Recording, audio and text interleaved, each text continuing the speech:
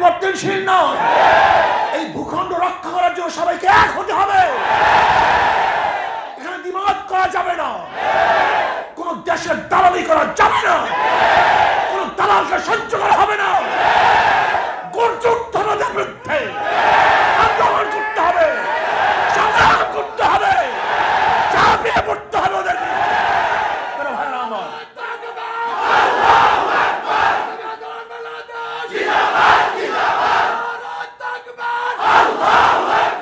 আমি বাংলাদেশী, এটা আমার মূল পরিচয়। আমি অন্য কোন দেশের পরিচয় চলতে পারি না। আগে দেশ রক্ষা হবে, তারপরে দল রক্ষা হবে। আগে দেশের স্বার্থ দেখব, তারপর দলের স্বার্থ দেখব। আগে দেশকে মায়া করব, তারপর নিজেকে মায়া করব। আমার মায়া পড়ে, আগে দেশকে মায়া করব। দেশ বাদ দিয়ে কিসের দল? দেশ বাদ দিয়ে কোন নেতার পিছনে ঘুরবো? যে দেশের পক্ষে আছে আমি তার পক্ষে আছি, যে দেশের পক্ষে নয় আমি তার পক্ষে থাকতে পারি না। ও দেশের শত্রু, মানবতার শত্রু। কাজে সে আওয়ামী লীগ হোক, চাই সে বিএনপি হোক, চাই সে জাতীয় পার্টি হোক, চাই সে ইসলামী আন্দোলনের কোন লোক হোক, যদি দেশের বিরুদ্ধে ষড়যন্ত্র করে আমরা তার বিরুদ্ধে রুখে দাঁড়াবো, তার বিরুদ্ধে আন্দোলন করে সংগ্রাম করবো। ভাইয়ের আমার, আজকে মুসলিম জাতি সত্তা বিপন্নের উপস্থিত চলছে, ধ্বংস হওয়ার পথে। কাজে ইসলাম জাতি সত্তাকে সমুচ্চিত করার জন্য, সমুন্নত করার জন্য, তাদের সেই অবস্থানকে ফিরিয়ে নেওয়ার জন্য, সেই স্বর্ণতুল্য যুগকে ফিরিয়ে আনার জন্য মুসলমানদের চেষ্টা করতে হবে, সাধনা করতে হবে, পরিকল্পনা গ্রহণ করতে হবে, দিতে হবে রক্ত, দিতে হবে সময়, দিতে হবে জীবন। প্রয়োজনে জীবন দেওয়া হলো ইসলাম দেশকে রক্ষা হবে ইনশাআল্লাহ। নাহমাদু ওয়া নুসাল্লি আলা রাসূলিহিল কারীম। আম্মা বা'দ, ফাআউযু বিল্লাহি মিনাশ শাইতানির রাজীম। বিসমিল্লাহির রাহমানির রাহিম।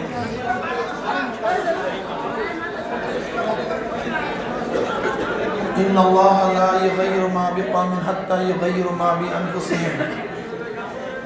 সাদাকাল্লাহুল আলিয়্যুল আযীম ওয়া সাদাকা রাসূলুন নবিয়্যুল কারীম।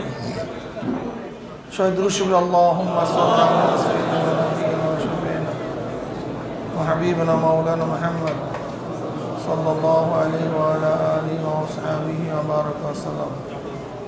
ওয়ার্ড প্রতিনিধি সম্মেলনের সম্মানিত সভাপতি, দিগার উলামায়ে কেরাম, সর্বস্তরের দায়িত্বশীল ভাইয়েরা আমার, আজকে দেশ, জাতি এবং মানবতার কি অবস্থা কম বেশি সচেতন যারা নাগরিক আছি সবাই আমরা উপলব্ধি করতে পেরেছি। আজকে মুসলিম জাতির অবস্থা কি? গোটা দুনিয়ায় মুসলিম জাতি নির্যাতিত, নিপীড়িত, লাঞ্ছিত, অপমানিত। গোটা দুনিয়ার কাফেররা মুসলিমদেরকে ধ্বংস করার জন্য ঐক্য হয়ে গেছে।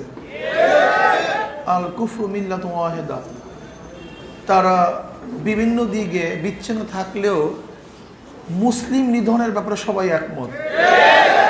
এ ব্যাপারে কারোর কোনো দ্বিমত নেই।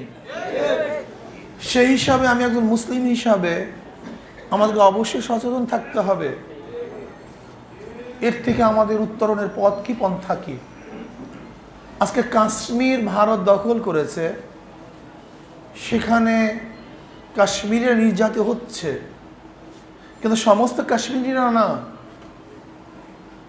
সেখানে সমস্ত কাশ্মীরিরা নির্যাতিত হচ্ছে না, সেখানে একটা গোষ্ঠী, একটা জাতি নির্যাতিত হচ্ছে। সেই জাতি এবং গোষ্ঠীর নাম হলো মুসলিম। সেই মুসলিম জাতি সেখানে নির্যাতিত হচ্ছে, নিপীড়িত হচ্ছে, অপমানিত হচ্ছে, ধর্ষিতা হচ্ছে। আজকে দেখেছেন আপনারা, ইতিমধ্যেই প্রায় 90,000 কাশ্মীরি মুসলমানদেরকে হত্যা করা হয়েছে। প্রায় 10,000-এর উপরে মেয়ে ধর্ষিতা হয়েছে কাশ্মীরে, সব মুসলমান। আজকে ফিলিস্তিনের মুসলমানদের অবস্থা কি? চেচনিয়া, বসনিয়া মুসলমানদের অবস্থা কি? ইরাকের মুসলমানদের অবস্থা কি? আজকে ইয়ামানের মুসলমানদের অবস্থা কি? আজকে চীনের উইগুরের মুসলমানদের অবস্থা কি, আজকে রাশিয়ার মুসলমানদের অবস্থা কি, আজকে বাংলাদেশের মুসলমানদের অবস্থা কি? একজন মুসলিম মেয়ে বোরকা পরিহিত অবস্থায় কলেজে ঢুকবে, সেখানে তাকে মুসলিমদের পোশাক থাকার কারণে ঢুকতে দেওয়া হয় না। আজকে একজন মুসলিম মেয়ে বোরকা পরিহিত অবস্থায় রাস্তা বের হবে, মুসলিম হওয়ার কারণে তাকে অপমান করা হয়। আজ একজন মুসলিম মেয়ে বোরকা পরে ক্লাসে যাবে, এই মুসলিমের পোশাক পরার কারণে তার হাতের জামা কেটে দেওয়া হয়। আজকে একজন মুসলিম দাড়ি রেখে কোন প্রশাসনে চাকরিরত অবস্থায় থাকবে, তাকে বারবার সন্দেহ করা হয়। আপনি আরবি বিডিআরে চাকরি করবেন, আপনি দাড়ি রাখবেন, রাখতে পারবেন না। অথচ গোটা দুনিয়ার মধ্যে শিখেরা দাড়ি রেখে, তারা মোষ রেখে, তারা বড় চুল রেখে, শিখদের পট্টি পরে তারা বড় বড় সংস্থার এবং বড় বড় চাকরিরত অবস্থায় থাকে, কিন্তু তাদের ধর্মীয় পোশাক তাদেরকে বাধা দেয় না। অথচ আমি মুসলিম হয়ে আমার ধর্মীয় পোশাক আমাকে সব জায়গায় বাধা প্রদান করে। কয়েকদিন আগে বিমান বাহিনীর প্রধান আসছে ভারতের, সে একজন শিখ। দেখেছেন তার মাথায় পট্টি, তার মুখে দাড়ি, কিন্তু কই শিখ হওয়া সত্ত্বেও তার পোশাক তাকে বাধা দেয় নাই। কিন্তু আমি মুসলিম হয়ে যদি আমি বড় কোনো অবস্থায় পৌঁছি, তখন আমাকে দাড়ি কাটতে হয়, টুপি ফেলাতে হয়, আমার সুন্নতি জামা গাড় থেকে নামাতে হয়। অথচ 92% মুসলমানদের দেশ। আজকে মুসলিমদের অবস্থা কি বাংলাদেশে কম বেশি আমরা সবাই জানি। যেখানে ছাত্ররা কাউকে মেরে ফেলে, অস্ত্রবাজি করে, টেন্ডারবাজি করে, মদ পান করে, ধর্ষণের মধ্যে লিপ্ত থাকে, বাঁধনকে সিলুথানি করে, তাদেরকে টেরোরিজম বলা হয় না, সন্ত্রাস বলা হয় না। কিন্তু যে মাদ্রাসা মসজিদগুলিতে ছেলেরা কোরআন তেলাওয়াত করে, জিকির আজকার করে, ভোর রাতে তাহাজ্জুদ নামাজ পড়ে, আল্লাহর সাথে মোনাজাত ধরে কান্নাকাটি করে, তাদেরকে চিহ্নিত করে টেরোরিজম বলা হয়। আপনি বুঝছেন দেশের অবস্থা কি? আজকে এই ভূখণ্ডের অবস্থা কি হবে আল্লাহ পাক ভালো জানেন। এক তো মুসলিম জাতি সত্তা নিয়ে ষড়যন্ত্র চলতেছে, পাশাপাশি দেশের ভূখণ্ড নিয়েও ষড়যন্ত্র চলতেছে। সব জায়গায় দালাল, সব জায়গায় ভিনদেশীয় দালালরা ভরে গেছে।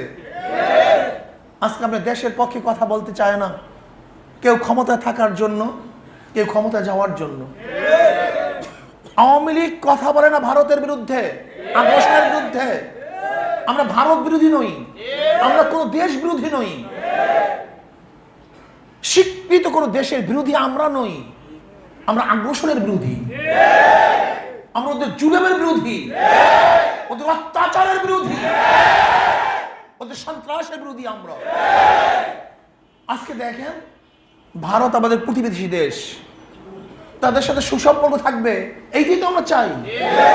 আমাদের সে অনেক বড়, সে তার মনও বড় হওয়া উচিত ছিল, তার হৃদয় অনেক বড় প্রশস্ত হওয়া উচিত ছিল। সে বড় এক দেশ, আমাদের পার্শ্ববর্তী দেশ, কিন্তু তার আচরণটা কেমন হয় আমাকে বলেন তো? তার আচরণটা কেমন আমরা দেখছি? কি দেখছি তার আচরণ? তিস্তার সমস্যা আজ পর্যন্ত সমাধান হয়নি, ফরাক্কা বাঁধ আজ পর্যন্ত তুলে দেয়নি, টিপাই মুখের মাঝে বারবার তারা বাঁধ দেওয়ার চেষ্টা করতেছে। অথচ আমাদেরকে তাদের দেশ থেকে ন্যায্য এক ফোঁটা পানি দিবে না, অথচ ফেনীর পানি তাদেরকে দিতে হবে। কারণটা কি? এর কারণ কোথায়? আজকে তারা পর্যবেক্ষণ করবে যৌথভাবে। কাকে পর্যবেক্ষণ করবেন? কাকে পর্যবেক্ষণ করার জন্য রাডার ফিট করবেন আপনি সীমান্ত এলাকায়, নদীবন্দর এলাকায়? কাকে পর্যবেক্ষণ করার জন্য? আমি তো মনে করি আমার দেশের মধ্যে ভারত বিরোধী কোনো ব্যক্তি আছে কিনা তাকে পর্যবেক্ষণ করার জন্য আমরা রাডার ফিট করতেছেন। আপনি কাকে পর্যবেক্ষণ করতে চান? জাতি জানতে চায়। ভারত আমাদের কিছুই দিবে না, আর আপনি সব কিছু দিয়ে দিবেন, এই অধিকার আপনাকে কেউ দেয় নাই, কেউ দেয় নাই। আওয়ামী লীগের মধ্যে হাজারো দেশপ্রেমিক লোক আছে, সবাই গোলাম না, সবাই দালাল না। ইতিমধ্যে দেখেছেন খুলনার এক ডাক্তার, সে ব্যক্তি স্ট্যাটাস দিয়েছে ভারতের সাথে কি চুক্তি হয়েছে এ জাতি তা জানার অধিকার রাখে, স্পষ্ট করতে হবে।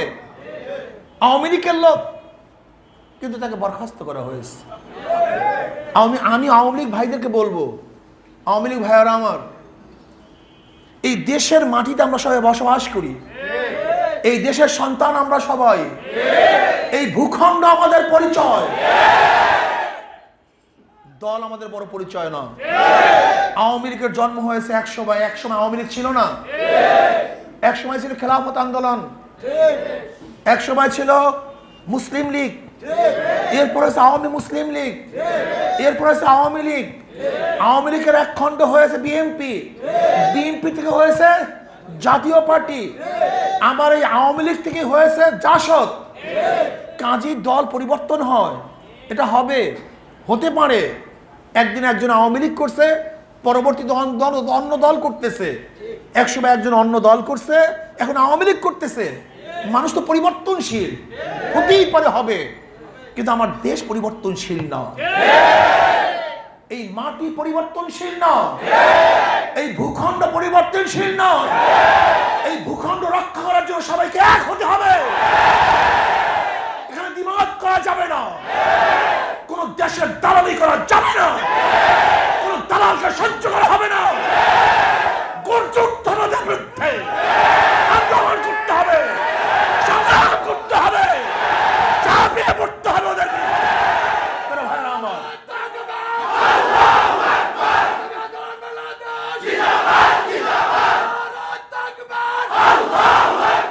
আমি বাংলাদেশী, এটা আমার মূল পরিচয়, আমি অন্য কোন দেশের পরিচয় চলতে পারি না।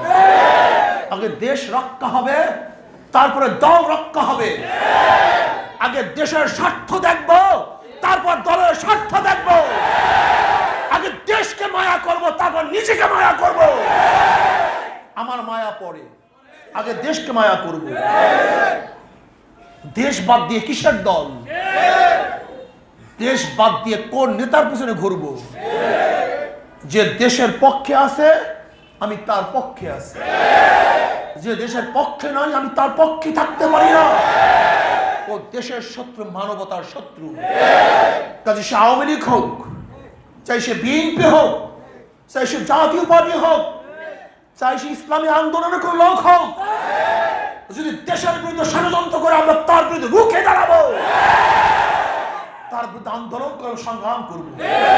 ভাইয়ের আমার, আজকে মুসলিম জাতি সত্তা বিপন্নের উপস্থিত চলছে, ধ্বংস হওয়ার পথে। ইসলাম জাতি সত্তাকে সমুচ্চিত করার জন্য, সমুন্নত করার জন্য, তাদের সেই অবস্থানকে ফিরিয়ে নেওয়ার জন্য, সেই স্বর্ণতুল্য যুগকে ফিরিয়ে আনার জন্য মুসলমানদের চেষ্টা করতে হবে, সাধনা করতে হবে, পরিকল্পনা গ্রহণ করতে হবে, দিতে হবে রক্ত, দিতে হবে সময়, দিতে হবে জীবন, প্রয়োজনে জীবন দিয়ে হলো ইসলাম দেশকে রক্ষা হবে। ইনশাআল্লাহ এই ভূখণ্ডকে রক্ষা করব। আল্লাহ পাক আমাকে সবাইকে কবুল করে নেন। কি শুরু হয়েছে দেশ নিয়ে? কি শুরু হচ্ছে দেশ নিয়ে? তোমাকে কিছুই দিবে না আর তুমি সব কিছু ঢেলে দিয়ে দিবে, এটা মেনে নেওয়া যায় না। আজকে পোশাক পরিহিত অবস্থায় র্যাবকে প্রভাবিত করবে, মারবে। আসলে র্যাবের পোশাকের বাড়ি দেয় নাই, গোটা বাংলাদেশের জনগণের পিঠের উপর বাড়ি দিয়েছে। ওরা পোশাককে অপমান করে না, গোটা বাংলাদেশকে অপমান করেছে। ওরা র্যাবের পোশাকে আঘাত করে, আমাদের কলিজার আঘাত করেছে, সহ্য করা যায় না। র্যাব, তুমি আমাদের মধ্যে বিড়ালের সাথে হুঙ্কার দাও। জনগণকে পেয়েছো, কুলুর বলদ পেয়েছো, আমাদেরকে কুলুর বলদ পেয়েছো। তোমার পোশাক দিয়ে, তোমার লাঠি দিয়ে, তোমার অস্ত্র দিয়ে আমাদের দেশের নিরীহ মানুষকে হত্যা করো, নিরীহ মানুষের পিঠের চামড়া তুলে দাও, নিরীহ মানুষকে অ্যারেস্ট করো, তাদেরকে বিভিন্ন কেসে ঢুকিয়ে দাও। কিন্তু পারলে আজকে তোমার পোশাকের উপরে যে আঘাত করেছে, পারলে তাদের উপরে আঙ্গুল তুলো, পারলে কিছু কিছু বলো, তোমাদের মুখ বন্ধ কেন? অথচ পররাষ্ট্রমন্ত্রী এক দালাল কি বলেছে, আমাদেরকে দেখার বিষয় আছে। আজকে পত্রিকা দেখেন, আমাদেরকে দেখার বিষয় আছে, অবশ্যই দেখার বিষয় আছে। সসম্মানে ওদেরকে রাখবে। সসম্মানে কোন সৈনিক যদি ধরা পড়ে তাকে সম্মান করতে হবে, ইজ্জত করতে হবে। যদি আমাদের দেশের সৈনিকরা দোষী হয় আমরা তাদের পক্ষ করব না, কিন্তু তাদেরকে ইজ্জত দিতে হবে, সম্মান দিতে হবে। কিন্তু চোরের মতো মেরে ফেলে রাখবে, কাঁঠায় কাদার মধ্যে ভুলণ্ঠিত করবে, চেহারার মধ্যে কালি লেপন করবে, চোরের মতো মারবে। আর আমার স্বরাষ্ট্রমন্ত্রী পররাষ্ট্রমন্ত্রী কি বলতেছে? গোলামির তো একটা সীমা থাকা চাই, চাটুকারিতা তো সীমা থাকা চাই, পদলোপন করা তো সীমা থাকা চাই। কি করতেছেন আপনারা? কি করতেছেন? কি ওই ক্ষমতাটা লাথি মারেন, মানুষত্ব নিয়ে বাঁচার চেষ্টা করেন। আইন আমরা জানি, যদি আমাদের দেশের কোনো সৈনিক কিছু করে তাকে সম্মানের সাথে ইজ্জতের সাথে দেখতে হবে। আপনাকে দেখেন না কয়েকদিন আগে ভারতের এক জেলে সাগরের মধ্যে পড়ে গিয়েছে, আমাদের দেশের সৈনিকরা কত সুন্দর ইজ্জতের সাথে কত কষ্ট করে তাকে তুলে সসম্মানে তাকে ভারতে পৌঁছে দিয়েছে। এগুলো আমাদের ব্যবহার, আর তোমাদের ব্যবহার এই। আজকে এই ফেলানিকে কাঁটা তারের উপরে তোমরা মেরে বাদুরের মধ্যে ঝুলিয়ে রাখবা, এই তো তোমাদের বড় ভাইয়ের আচরণ, এই তো তোমাদের থেকে আমরা চাই। কাজে এই বাঁধনকে ছিন্ন করতে হবে, এই ওয়ালকে ভাঙতে হবে, আমাদের চেহারাকে উন্মোচন করতে হবে, আমাদের স্বাধীনতা স্বকীয়তাকে রক্ষা করার জন্য আমাদেরকে চেষ্টা সাধনা করতে হবে, দালাল মুক্ত দেশ করতে হবে, দেশপ্রেমিক লোককে দেশের ক্ষমতায় বসাতে হবে, ইসলাম প্রেমিক লোকদেরকে দেশপ্রেমী লোকদেরকে দেশের ক্ষমতা দেওয়ার আগ পর্যন্ত চাটুকারি দালালি বন্ধ হবে না। আল্লাহ পাক আমাকে এবং আমাদের সবাইকে দেশ, জাতি এবং এই মানবতার কল্যাণে কাজ করার তৌফিক দান করেন। আমা আলাইনা ইল্লাল বালাগ। আসসালাম।